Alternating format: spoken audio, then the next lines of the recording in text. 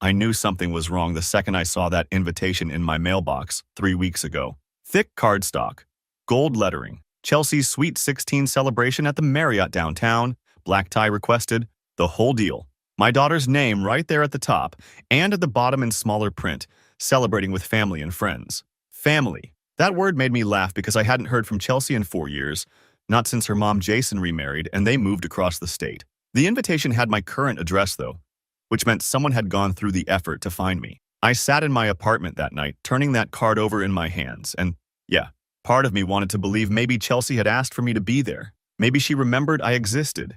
But I've known my ex-wife Zoe for 15 years, married to her for 8 of them, and I know how she operates. I called my buddy Derek that night and told him about it.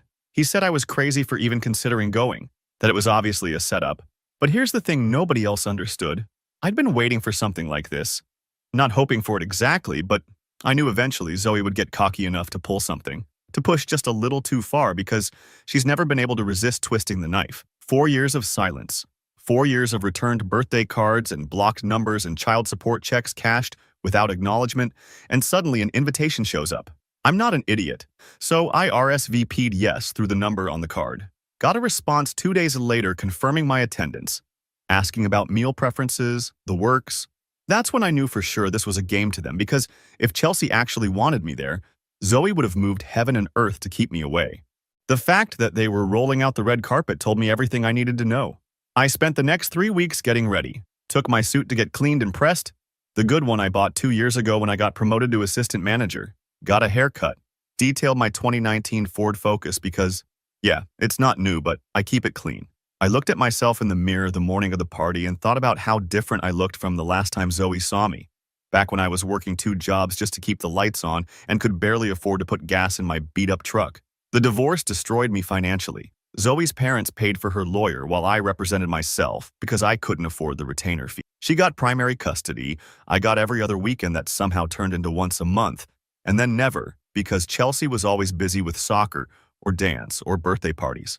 The child support payments were based on income I wasn't making anymore after I lost my job during the custody battle. So I was perpetually behind and perpetually threatened with jail time. But I worked my way back. Got my certification in automotive technology, worked up from oil changes to diagnostics, then into management. Started taking community college classes at night, paid off my debts one by one. And the whole time I was doing it, I was thinking about Chelsea, about being able to prove to her that I wasn't the deadbeat her mother was probably telling her I was.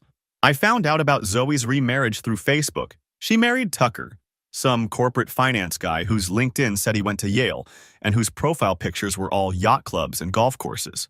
The wedding photos showed Chelsea as a flower girl, wearing a dress that probably cost more than my rent. 6 months after that, they moved to the other side of the state, to one of those neighborhoods where the houses all have names instead of just addresses. The drive to the Marriott took 4 hours. I left early because I wanted time to walk around downtown, get my head straight, remind myself why I was doing this. Every mile I drove, I kept thinking about the envelope in my jacket pocket, the one I'd prepared 2 years ago and kept updating every few months. I'd always known I'd need it eventually. Zoe has a pattern, see? She pushes and pushes until she goes too far, and then she panics when she realizes there are consequences. The Marriott was exactly what I expected. All marble floors and crystal chandeliers, valet parking that I skipped because I wasn't giving them my keys. I parked in the garage across the street and walked over in my suit, carrying nothing but my wallet and that envelope. It was Saturday evening. The lobby was full of people in formal wear heading to various events, and I followed the signs to the grand ballroom on the 2nd floor. That's where I met security. 2 guys in suits standing at the entrance, one of them holding a clipboard. I gave them my name and the guy checked his list, then checked it again, then looked at his partner. "Can you wait here for just a moment, sir?" I waited, stood there in the hallway while other guests walked past me into the ballroom, and through the glass doors I could see it was massive, decorated in silver and white with balloon arches and a DJ setup, and probably 200 people already inside. I could hear music, could see teenagers dancing, could see what looked like a candy buffet and a photo booth and everything else you'd expect at a party that probably cost more than I make in 6 months. Then Zoe came out and I knew. I knew from the way she pushed through the doors, from the smile on her face, from the way Tucker was right behind her with his phone already out. She was wearing a silver dress that matched the decorations and heels that made her tower over me even though we used to be the same height. Her hair was different, highlighted and styled, and she had this look on her face like she'd just won the lottery. "Oh my God, you actually came!" She was loud enough that people in the hallway turned to look. "Did you really think we'd let you embarrass our daughter at her party?" Tucker stepped up beside her, and he was everything his photos suggested. Tall and tan, and wearing a watch that cost more than my car. He looked me up and down like I was something stuck to his shoe. "Bro, we sent that invitation as a joke." He was grinning like this was the funniest thing that had ever happened. "Wanted to see if you're still pathetic enough to show up? And look at you. You actually drove 4 hours in that piece of garbage car for a party you were never invited to." The security guards were trying to be subtle, but they'd moved closer, ready to escort me out if needed. People were stopping in the hallway now, watching the scene. Through the glass, I could see some of the guests inside had noticed something was happening and were starting to gather near the doors. Then Chelsea appeared, pushing between her mother and Tucker, and I barely recognized her. She was 16 now, wearing this elaborate white dress with her hair done up, looking like a stranger. And she had her phone out, recording, pointed straight at me. "Dad, seriously?" Her voice had that teenage contempt perfected. "You drove 4 hours in that piece of crap car for a party you were never invited to? Do you know how embarrassing this is?" Zoe put her arm around Chelsea's shoulders. "Everyone inside thinks you're dead," she said, and I could hear the satisfaction in her voice. "I told them you died in a motorcycle accident in 2019. We had a whole funeral and everything. Very sad." Chelsea was so brave about it. Tucker was still filming. "Look at your shoes, man. Are those from Goodwill? My gardener dresses better. What do you even do for work? Still changing oil at Jiffy Lube?" Chelsea was scrolling through her phone now, probably already uploading the video. "Mom's right. You're an embarrassment. My friends' dads are doctors and CEOs, and you work at a garage. I told everyone my real dad was dead because it's less humiliating than admitting you exist." One of the security guards touched my elbow. "Sir, I'm going to have to ask you to leave." I hadn't said a word this entire time. Just stood there and let them have their moment. Let them get it all out. Let them film their little victory. Zoe was practically vibrating with glee. Tucker was already typing something on his phone, probably posting about this to his golf buddies. Chelsea had gone back into the ballroom, probably to show her friends the video. Then Zoe pulled out her wallet and took out a $20 bill. She literally threw it at my feet. "For gas," she said. "Now get out before we call the cops and tell them you're stalking us." The hotel manager had appeared now, a woman in a blazer who was clearly trying to assess the situation while keeping things calm for the other guests. "Sir, if you could please come with me." I looked at Zoe, really looked at her, and I saw it. That same expression she used to get back when we were married, when she'd won an argument or gotten her way about something. That smug certainty that she was untouchable, that she'd gotten away with something. I smiled, reached into my jacket pocket and pulled out the envelope. Brown and legal-sized and sealed. I held it out toward her. "Give this to her when she opens her gifts." Zoe's smile faltered just a little. "What is that?" "A gift," I said. "For Chelsea." Tucker stepped forward like he was going to take it from me, but I pulled it back. "Not for you," I said. "For my daughter. When she opens presents." I walked past them to the concierge desk in the lobby, the hotel manager following me. I asked the concierge for help and explained that I had a gift for the Sweet 16 party in the grand ballroom, that I couldn't stay but wanted to make sure it reached my daughter Chelsea. The concierge took the envelope, made a note of it, confirmed the party, and promised it would be delivered with the other gifts. The hotel manager escorted me to the parking garage. She apologized for the situation, said something about how they wanted all their guests to feel comfortable, the usual script. I thanked her for being professional about it and walked to my car. It was 7:30 when I started driving home.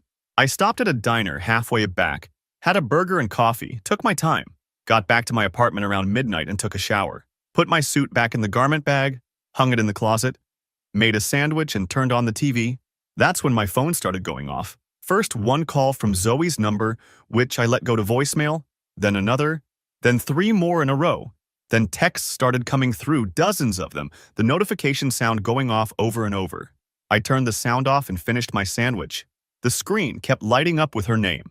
Call after call after call. I counted 67 missed calls before I stopped counting. The voicemails were piling up too. I listened to the first one.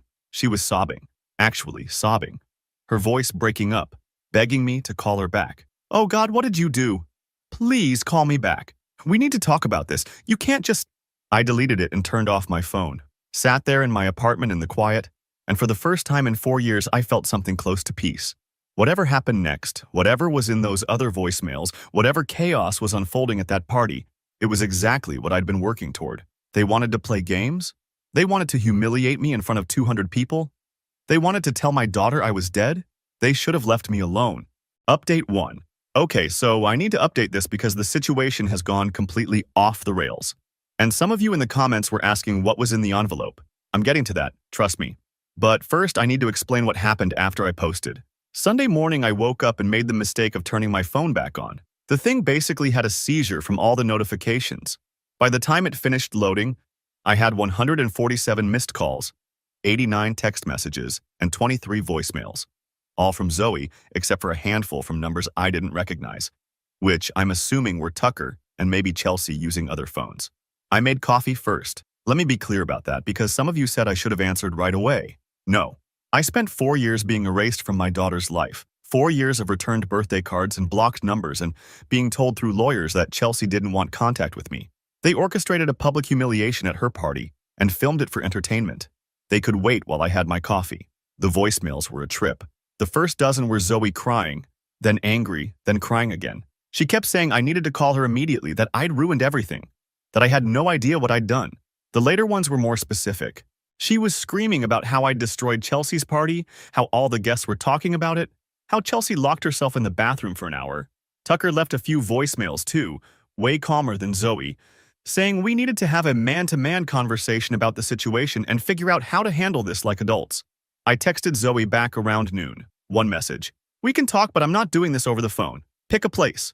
She called immediately. I let it ring. She called 6 more times. I texted again. In person or not at all. She finally texted back an address, some chain restaurant near my place, asking if I could meet at 2. I said 3. She said fine, but I needed to promise not to cause a scene. I didn't respond to that. I got there early and grabbed a booth in the back. The place was doing the Sunday lunch crowd. Families with kids, couples having late breakfast, the usual. Zoe showed up at 3 exactly, and man, she looked rough. No makeup, hair in a ponytail, wearing jeans and a sweatshirt instead of her usual polished look. She slid into the booth across from me and just stared for a minute. You look different, she said, like the last 4 years had just registered for her. You cut your hair, lost weight. I ordered a water from the waitress. Zoe asked for coffee. Neither of us looked at the menus. What was in that envelope, she said. It wasn't a question. Documents, I said. Information. Things Chelsea should know. Her hands were shaking around her coffee cup. You had no right to do that. She's 16. She's a child. Whatever you think you're accomplishing. I cut her off. You told her I was dead. You told 200 people at her party that I died in a motorcycle accident. You had a funeral. Zoe's jaw tightened. That was to protect her. You don't understand what it's been like. She had so many questions about why you never came around, why you never called, and it was easier to just... Easier for who, I said. For her, for everyone. You weren't in her life anyway. What difference did it make if she thought her father abandoned her, or if she thought he was dead? I kept my voice level. Because those are pretty different things, Zoe. The waitress came back and we both waved her away. The restaurant was loud enough that nobody was paying attention to us, which was good because Zoe was starting to raise her voice. Do you have any idea what you've done? Chelsea opened that envelope in front of everyone. Her friends, Tucker's parents, his entire family, my parents, everyone we know. She read it out loud because she thought it was going to be some cash or a savings bond or something normal. And instead, it was... She stopped, put her face in her hands. What was it? I said, even though I knew exactly what it was. Bank statements, she said. 4 years of child support payments. Every single one. With dates and amounts and case numbers. And a letter from you explaining that you've been paying this whole time, that you never missed a payment, that you tried to see her and I blocked you, that you sent cards and gifts that got returned, that you showed up for her soccer games in middle school and I called security on you. I waited. Zoe looked up at me and her eyes were red. And copies of the custody agreement showing you were supposed to have visitation every other weekend. And copies of the emails I sent your lawyer saying Chelsea didn't want to see you, that she asked me to stop facilitating visits. And then a letter from Chelsea's middle school counselor from 3 years ago saying Chelsea was in therapy because she thought her father didn't love her and didn't want to be part of her life. There was more in that envelope, but I wanted to see what Zoe would admit to first. She was spiraling now, words coming faster. Tucker's mother asked me why I told everyone you were dead, if you were paying child support. I told her it was complicated. She asked how it could be complicated if there was a court order saying you got visitation. Tucker's sister is a lawyer, and she looked at the custody agreement right there at the party and said it looked like I was in contempt of court for 4 years. My own mother asked me why I would lie about something like this. Chelsea just kept asking why, over and over. Why did I tell her you didn't want her when you were literally trying to see her? How did Chelsea react? I asked. Zoe's face crumpled. She won't talk to me. She's been locked in her room since we got home last night. She won't eat, won't come out, won't respond. Tucker keeps trying to talk to her through the door, but she just screams at him to go away. She posted something on Instagram at like 3 in the morning about how her whole life is a lie, and all her friends are commenting asking what happened. And Tucker? I asked. Tucker is angry, Zoe said. His parents pulled him aside at the party and had a long conversation about character and honesty and whether I'd lied about other things. His mother asked if I'd lied about my first marriage, about why we divorced, about anything else. He's been cold to me since last night, distant. He keeps saying he needs time to process. The waitress came by again. I ordered a burger. Zoe said she wasn't hungry. After the waitress left, Zoe leaned forward. You need to fix this, she said. You need to tell Chelsea that envelope was a mistake, that you were angry and exaggerated things, that I was just trying to protect her. No, I said. You don't understand, Zoe said. Her voice was getting desperate. Tucker's family is old money. His parents have a foundation. They sit on charity boards. They're very concerned about reputation and public image. If they think I'm someone who lies about serious things, who manipulates custody agreements, who turns a child against her father, that's exactly what you did, I said. Zoe slammed her hand on the table. You need to help me fix this, for Chelsea's sake, if nothing else. She's devastated. She thinks everything about her life is fake. Her friends are asking questions, her Instagram is blowing up, and Tucker's family is treating me like I'm some kind of criminal. Are they wrong? I asked. She stared at me. You've changed. You used to be so passive, so easy to push around. What happened to you? I got tired of being erased, I said, and I had 4 years to think about what I'd say if I ever got the chance. My burger arrived. I started eating. Zoe watched me like she couldn't believe what she was seeing. There was more in that envelope, she said quietly. Wasn't there? You didn't just put in bank statements and letters. I chewed my burger, took a drink of water. There was something else at the bottom, Zoe said. In a separate sealed envelope, marked for Chelsea to read privately. She wouldn't tell anyone what it said, but after she read it, she started crying and wouldn't stop. What did you tell her? That's between me and my daughter, I said. Zoe's phone buzzed. She looked at it and her face went pale. Tucker's calling. I need to answer it, I said. She stepped outside. I could see her through the window, pacing back and forth, gesturing while she talked. She looked upset. After about 5 minutes, she came back in and sat down. Tucker wants to meet with you, she said. Tomorrow. He says he needs to understand what's going on from your perspective. Fine, I said. Where? His office downtown, 11 a.m. I'll text you the address. Will you be there? I asked. He said just you and him. Zoe looked at me. Please don't make this worse than it already is. Tucker is talking about marriage counseling and trust exercises, and his mother keeps calling asking about our relationship foundation. Chelsea won't speak to me. My parents are barely speaking to me. Please. I stood up and dropped cash on the table for my burger. I looked at Zoe and tried to remember why I married her 12 years ago. But that person was gone. You made Chelsea think I was dead, I said. You humiliated me at her party. You've spent 4 years erasing me from her life, and you want me not to make it worse? I left her sitting there, walked out to my car and drove home. My phone started buzzing again before I even got out of the parking lot, but I ignored it. I had work Monday morning and I needed to be sharp for whatever Tucker wanted to talk about. That separate sealed envelope for Chelsea?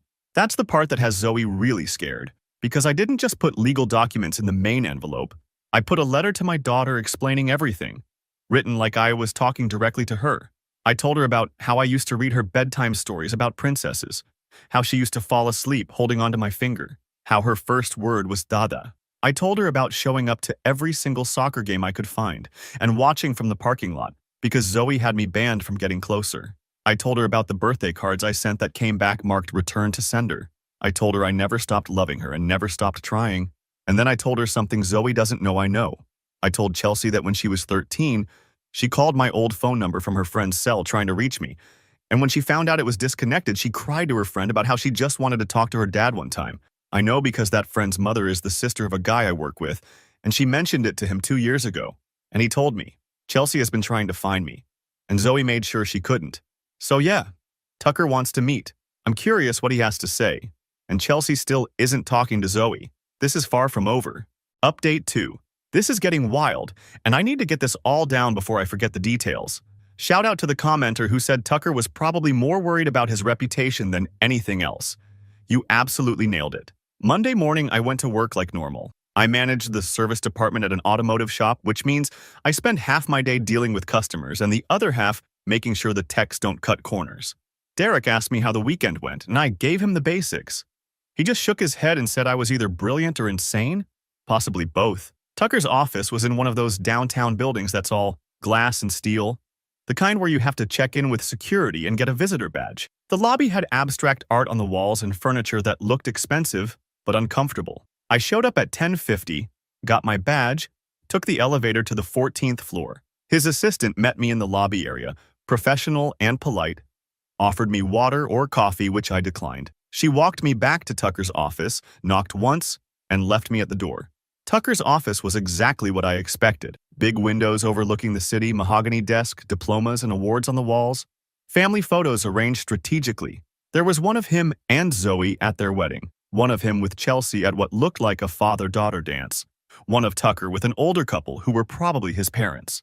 He stood up when I came in, shook my hand, gestured to the chairs in front of his desk. He was wearing a suit that probably cost what I make in a month, and he had this way of moving that suggested he was used to being in charge of every room he entered. "Thanks for coming," he said. "I know this situation is complicated, but I think we can work something out that's beneficial for everyone involved." I sat down, waited. Tucker settled back in his chair and put his hands together. "I've spent the last day and a half doing damage control. My parents are concerned. Zoe's parents are asking questions. Chelsea is a wreck. And frankly, I need to understand what your endgame is here." "My endgame," I said. "You delivered those documents at a party with 200 guests," Tucker said. "You could have sent them in the mail. You could have requested a meeting with Chelsea and her mother present. You could have gone through your lawyer. Instead, you chose the most public, most humiliating option possible. So I'm asking what you want."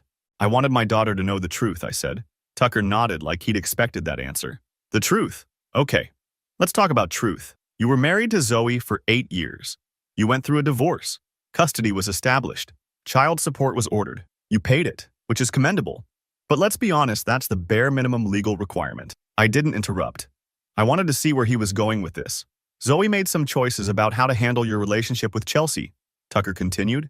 "Were those choices perfect? Probably not. But she was trying to protect Chelsea from confusion and instability. A father who was in and out, who couldn't maintain consistent contact, who was struggling financially. I wasn't in and out," I said. "I was blocked."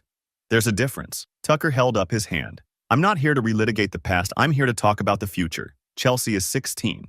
In 2 years, she'll be 18 and can make her own choices about contact. Until then, we need to figure out how to minimize the damage from this situation." "Minimize the damage," I repeated. Tucker leaned forward. "My family has a certain standing in this community. My mother sits on 3 charitable boards. My father's name is on a wing of the Children's Hospital. When something like this happens, when there are questions about the character of someone I've brought into my family, it creates problems. So this is about your reputation," I said. "This is about stability," Tucker said. "Chelsea needs stability. Zoe needs stability. And right now everything is chaos because you decided to air your grievances at a child's birthday party." "My grievances," I said, "include being told I was dead, being erased from my daughter's life, being humiliated in front of 200 people as a joke. Those aren't small things." Tucker sat back. "I agree. And I've spoken with Zoe about the choices she made. The story about you being dead was excessive, and I've told her that. But what's done is done. The question is, what happens next?" "What do you think should happen next?" I asked. Tucker pulled out a folder from his desk drawer. "I've spoken with my attorney. We think the best path forward is a modification of the custody agreement. You get scheduled visitation with Chelsea, supervised at first to rebuild trust, moving toward unsupervised as appropriate. In exchange, you sign an agreement not to discuss the circumstances of your estrangement from Chelsea with anyone outside the immediate family. No social media, no talking to mutual acquaintances, no public statements." "You want me to sign an NDA?" I said. "I want to protect my family from further embarrassment," Tucker said, "and give you a legitimate path back into Chelsea's life. Isn't that what you want?"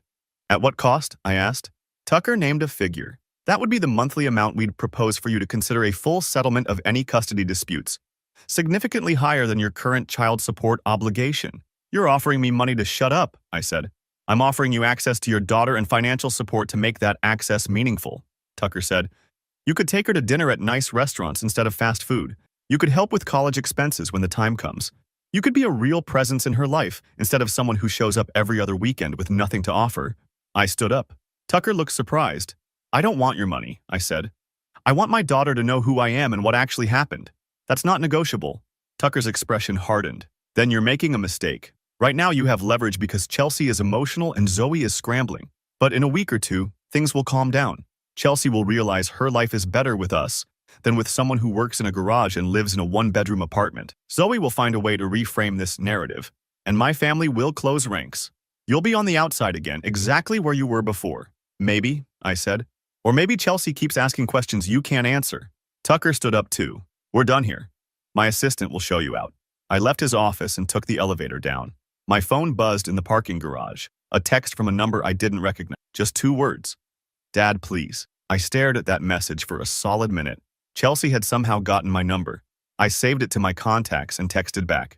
I'm here whenever you want to talk. 3 dots appeared immediately, then disappeared, then appeared again. Finally, can you come get me? Where are you? I sent. Home. Mom's at work. Tucker's at his office. I don't want to be here anymore. I sat in my car and thought about this. Legally, Chelsea was a minor. Zoe had primary custody. If I showed up and took Chelsea without Zoe's permission, that could be used against me. But my daughter was asking for help. I texted, I need to talk to your mom first. Make sure this is okay legally. She won't let me see you. She's scared I'll hate her. Does she have reason to be scared of that? The response took a while.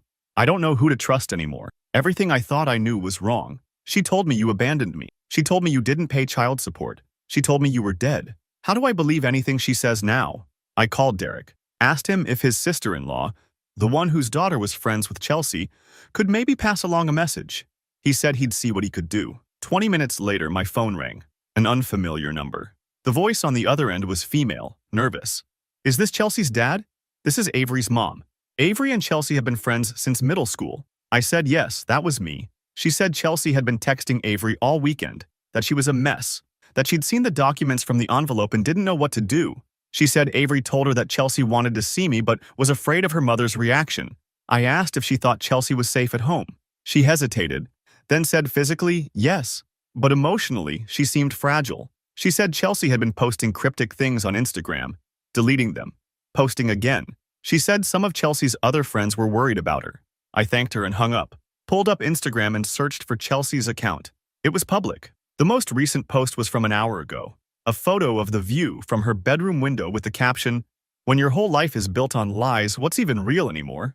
The comments were full of her friends asking if she was okay, asking what happened at her party, asking if they could help. One comment from a username I didn't recognize said, "Your mom is a liar and everyone knows it now." My phone rang. "Zoe, where is she?" Zoe screamed before I could even say hello. "Chelsea's gone. Her car is still here, but she's not in the house and she's not answering her phone, and her friend Avery's mom just texted me saying you've been in contact with Chelsea." "I haven't seen Chelsea," I said calmly. "She texted me asking to talk. I told her we needed your permission first." "Permission?" Zoe was hysterical. "You don't have permission to talk to my daughter. You lost that right when I what?" I said. "When I paid child support for 4 years? When I tried to exercise my court-ordered visitation? When I existed?" Zoe's voice changed, got lower, more controlled. "If you know where she is, you need to tell me right now. She's 16. She's upset and confused, and if something happens to her..." "She's at her friend Avery's house," I said, taking a guess based on the timing of Avery's mom's call. "She probably walked there. It's 3 blocks from your place." Zoe hung up without another word. My phone buzzed again. "Chelsea, Mom's coming to get me. She's furious." "Why did you tell her where I was?" "Because you're 16 and I'm not kidnapping you," I texted back.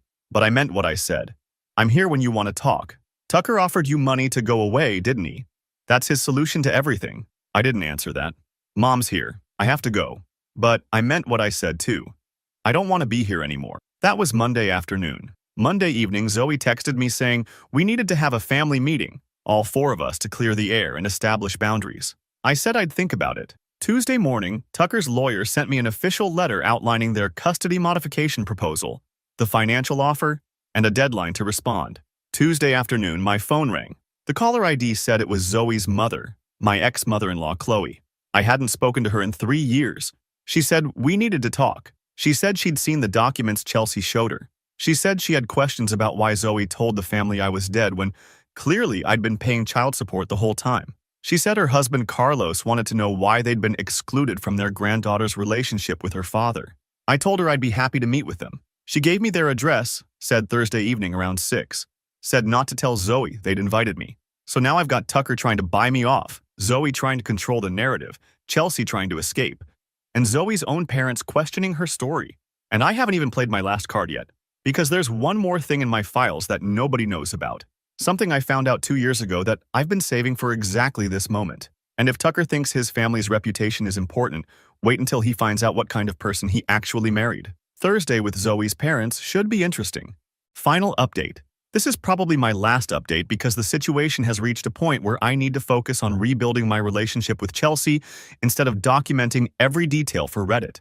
But you all invested time in this story and deserve to know how it played out. So here goes. Thursday evening, I drove to Chloe and Carlos's house. They still lived in the same place from when Zoe and I were married, a ranch-style house in a quiet neighborhood with a big backyard where Chelsea used to play when she was little. I remembered bringing her there for Sunday dinners back when I was still part of the family. Chloe answered the door, and for a second we just looked at each other. She's in her 60s now, gray hair she used to dye blonde, and she looked tired. She invited me in, and Carlos was already sitting in the living room, same recliner he'd had for 20 years. He stood up and shook my hand, which surprised me. "We heard you were dead," Carlos said. "Motorcycle accident." Zoe showed us pictures from a funeral service. We sent flowers. I sat down on the couch. She faked my funeral. Chloe brought coffee and sat down next to Carlos. "Not exactly. She showed us photos from some memorial service, said it was for you. Said Chelsea had been so brave about losing her father. We were confused because we'd seen your child support payments clearing. Carlos handles Zoe's banking sometimes and he saw the deposits, but Zoe said that was from your life insurance policy paying out monthly. So you knew I was alive," I said. "We suspected," Carlos said. "But Zoe insisted you'd asked before you died that the insurance be structured that way for Chelsea's stability. And we didn't have any reason to doubt her until Chelsea opened that envelope at her party." Chloe leaned forward. "Why didn't you contact us? In 4 years, you never once reached out to ask about Chelsea." "I did," I said. "I sent emails. I called your house phone. Every single one went unanswered. I assumed Zoe had told you not to speak to me." "We never got any emails or calls," Chloe said. But Carlos pulled out his phone and started checking something. After about a minute, he showed me his screen. Email settings. There was a filter rule set up to automatically delete any messages from my email address and send calls from my number straight to voicemail without ringing. "Zoe set this up," Carlos said. "She has access to our email because she helps us with computer things." I didn't even know this filter existed. The three of us sat there processing that. Zoe had systematically cut off every possible avenue for me to reach anyone in her family. Carlos put his phone down.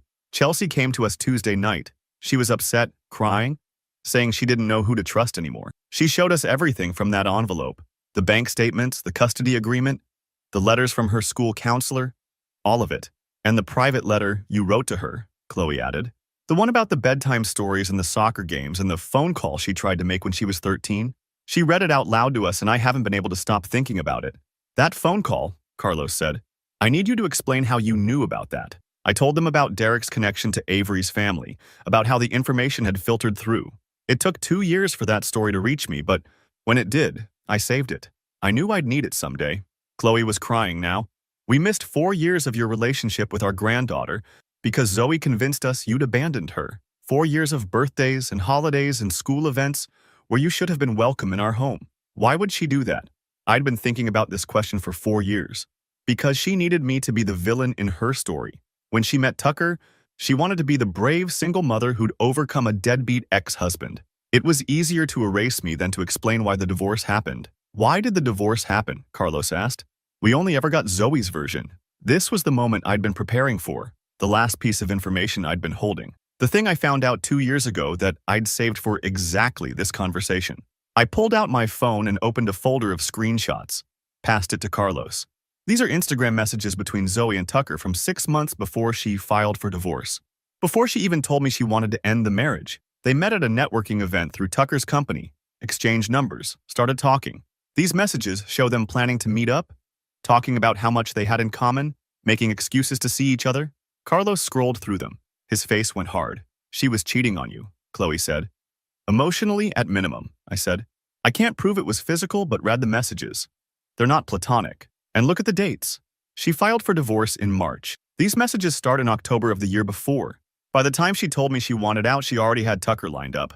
"How did you get these?" Carlos asked. "Chelsea's Instagram account," I said. 2 years ago, she posted a throwback photo of her mom and Tucker from before they got married. tagged it with some caption about true love. The photo was a screenshot from an Instagram DM conversation.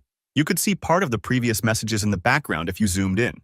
I screenshotted it before Chelsea deleted it, enhanced the image, pieced together what I could. That's when I realized Zoe hadn't left me because I wasn't good enough. She'd left me because she'd already found someone she thought was better. Tucker, with his money and his connections and his old family name.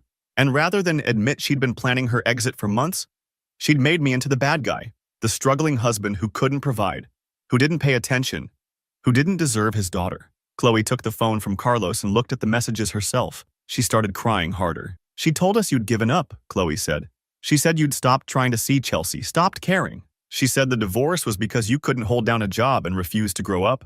We believed her because she's our daughter and we thought we knew her." Carlos stood up and walked to the window. He was angry. I could see it in the way he held himself. "Tucker's parents need to see this," he said.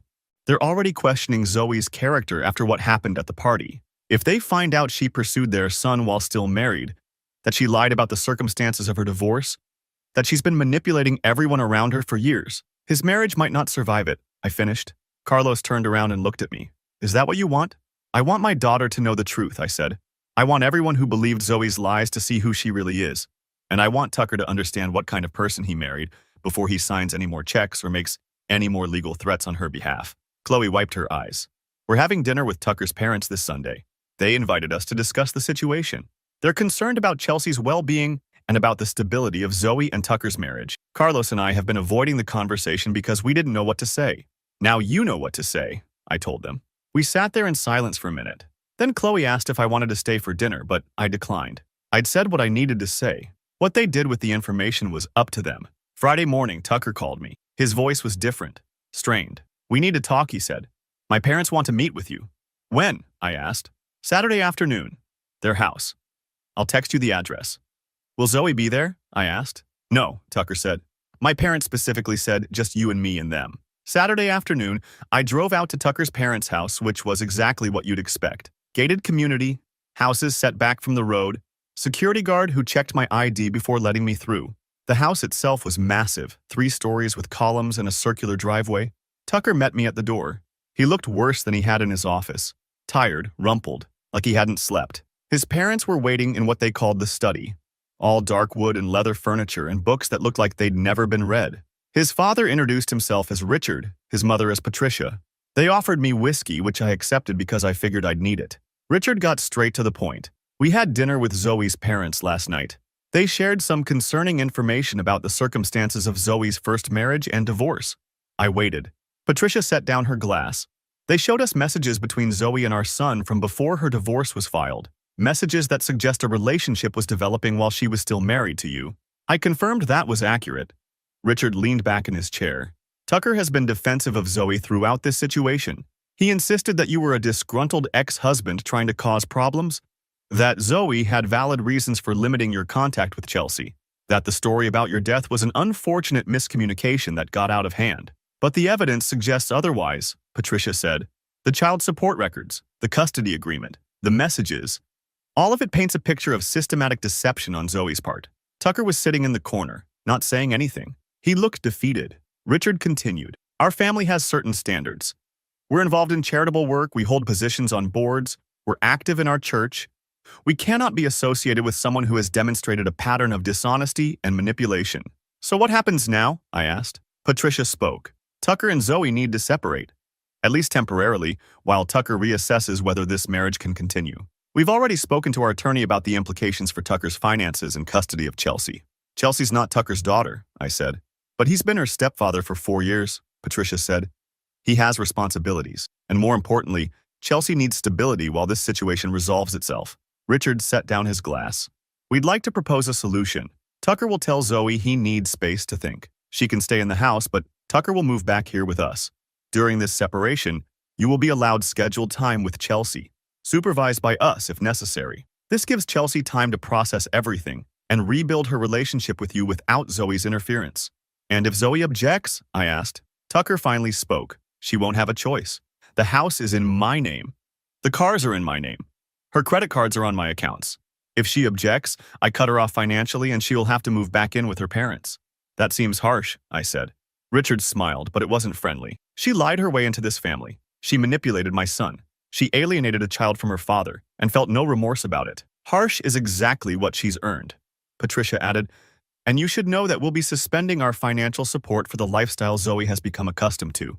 No more shopping accounts, no more club memberships, no more personal trainer or weekly salon appointments.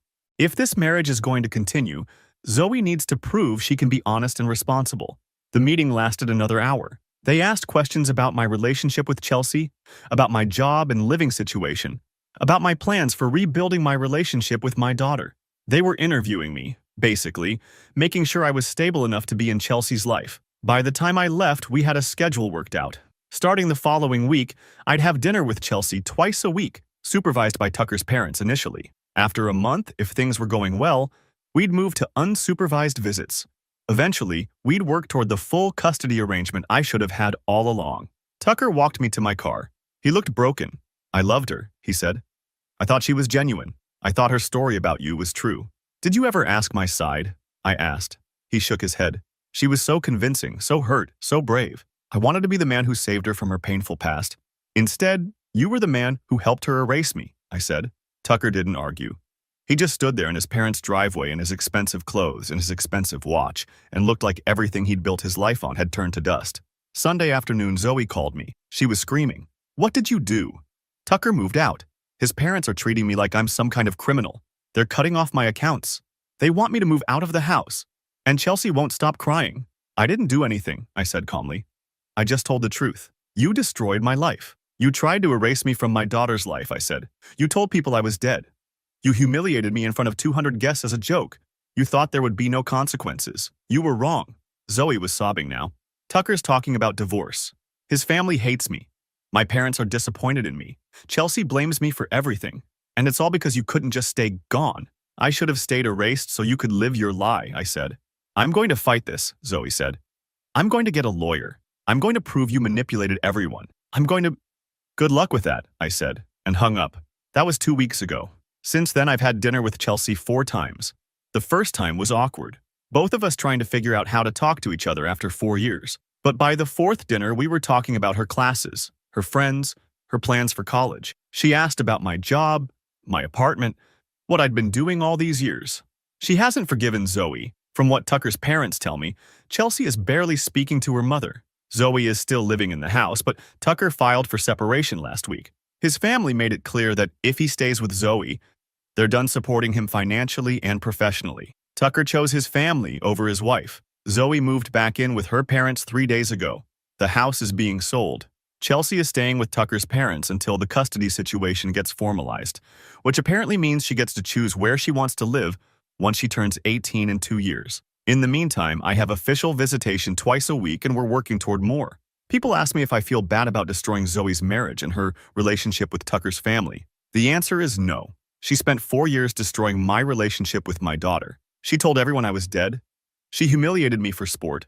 She built her entire new life on the foundation of erasing me. So yeah, I wanted them to invite me to that party.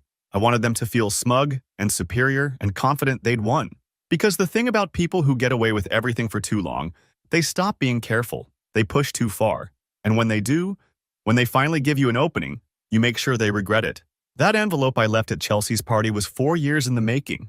Every document I saved, every record I kept, every piece of evidence I collected was for that exact moment. I knew eventually Zoe would get cocky enough to do something I could use. The invitation was exactly what I'd been waiting for. Was it revenge? Absolutely. But it was also justice. And sometimes those two things are the same thing. Chelsea and I are going to see a movie this Wednesday. Just the two of us. No supervision, no awkward dinners with Tucker's parents watching every word. Just a father and daughter trying to rebuild what her mother tried to destroy.